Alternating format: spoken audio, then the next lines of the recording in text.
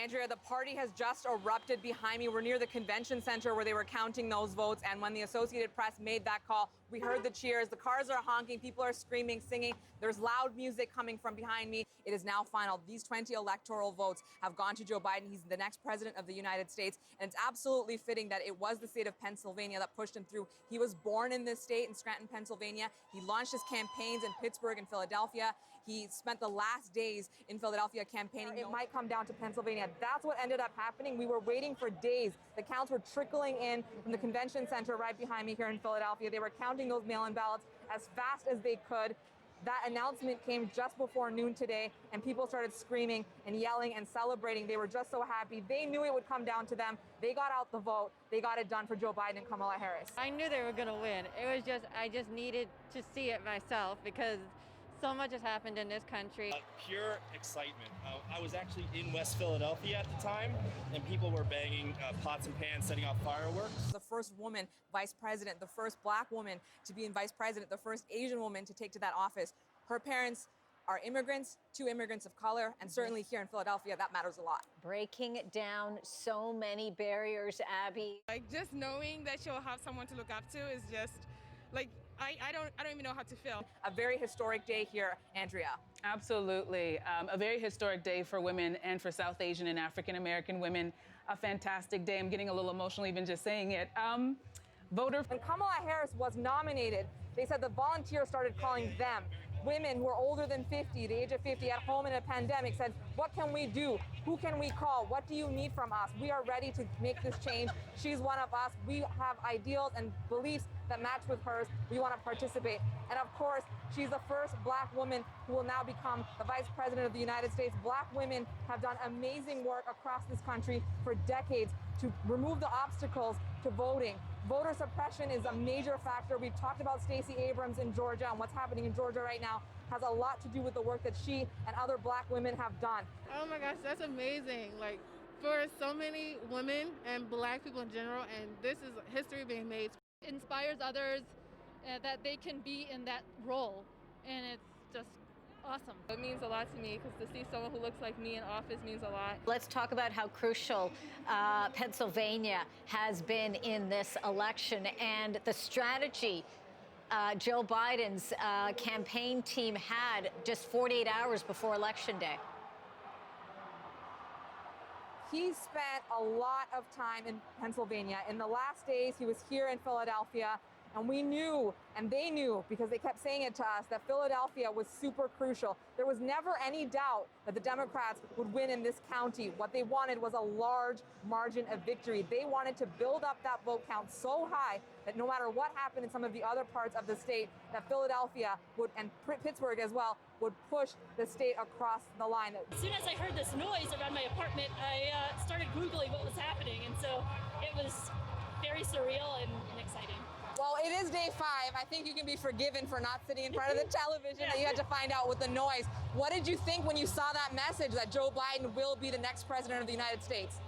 First, I was sort of like disbelief, and then I started scrolling through my Facebook feed, and I was like, this must be actually real. And Asian Americans, particularly South Asian Americans, saw themselves in her, and already being progressive in nature, you know, this compelled them to vote. That was the biggest thing. You talked to a lot of people here in Philadelphia who work in advocacy groups, and they said the biggest thing with Asian Americans was to get them to vote. There have been citizens, some have been here for decades, some are newcomers, but the ones that are able to vote as citizens were not necessarily showing up at the polls. And why was that? Because neither of the major parties were engaging with them. Even given the pandemic, the COVID-19 outbreak, more people voted in this election than ever before. More than 74 million people voted for the ticket with Biden and Harris on it. Here in Philadelphia, where more than 40% of the population is African American, this has been a major concern because we know that this pandemic disproportionately affects African Americans and people of color. And there has been a concern that the president, you know, at the very beginning, he called it a hoax. He said it would be gone by summer. The president does not like to lose. Being called a loser is probably one of the worst things he's going to hear. He's been saying it about a lot of other people. He certainly doesn't want to hear about himself. We don't expect that he's going to change his course in any way. Leading up to the election, he was no seeds of doubt into his supporters that somehow if he lost, this was rigged. Now he has lost. That is the final result. We don't expect him to change and behave any differently, but reality is completely different than what he believes. Are you concerned that the president may not accept this result? I'm concerned about a lot of things. I'm concerned about the president. I'm concerned about kind of what he's stirred up among his base and violence that could happen. We were in West Philadelphia a few days ago. I talked to an African-American young woman. She was going to vote for the very first time. And I said, who did you want to vote for? And just like this young man, she said, I wanted to vote for Bernie Sanders, but I'm going to go to the polling station on election day, and I'm going to circle in Joe Biden and Kamala Harris, even though I'm not happy about it because I need to get Donald Trump out of the White House. As an African-American woman, she said, my life is on the line. I cannot risk not voting or voting for a third-party candidate. Joe Biden kept saying throughout his campaign in the last several days that this was the battle for the soul of the nation. And certainly when you hear the jubilation behind me, the cheering and the singing, people are hugging each other. They're wearing masks, but they're certainly very happy because they did think that the path that this country was taking under Donald Trump was the wrong path. And now it's time to take a left turn to handle this pandemic, to handle systemic racism in this country. And they feel that Joe Biden and Kamala Harris are the two people to lead that charge. What kind of repair are we looking at? You know, Joe Biden's got 4 years. He's got Kamala Harris by his side here. There's a long list of things in terms of that repair. A country, as you and I have spoke about yesterday and the day before, divided. And now that country needs to be brought together. What do you think that repair is going to look like? When we look at the broad coalition that Joe Biden and Kamala Harris have built here, it stretches across various socioeconomic groups, various racial groups, and they know that a lot of these people have a lot of expectations.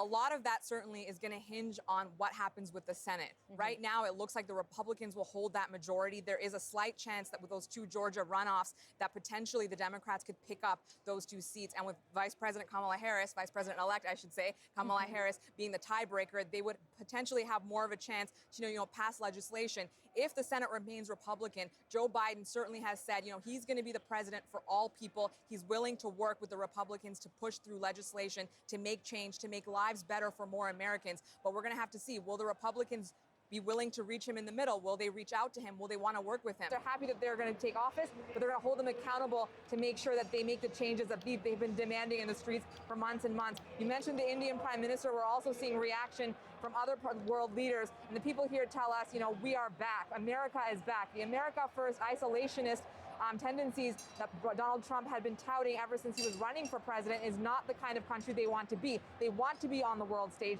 They want to be in the Paris Climate Agreement. They want to be building closer relationships with Europe and with Canada and Mexico. They don't want to turn their backs on their allies. So we're hearing a lot of that. Again, the world leaders sending congratulations to Joe Biden and Kamala Harris. But as we know, the president has not conceded the race yet. It does not seem to be stopping the world leaders, and it's certainly not stopping the people here in Philadelphia who've been celebrating for just over, 2 hours now? And I don't think it's gonna, dissipate anytime soon, Angie. Again, most of those mail-in ballots sent in by registered Democrats. This is what experts have been saying for weeks. Keep your eyes on states like Pennsylvania. It's going to look like Donald Trump is winning on election day, but when they start counting those hundreds of thousands of mail-in ballots, mostly because people didn't want to stand in person and vote because of the pandemic, there would be a blue surge, a blue wave. It looks like a blue tidal wave now, and Philadelphia and Pennsylvania has pushed Joe Biden and Kamala Harris across that finish line. They're the next president and vice president of this country.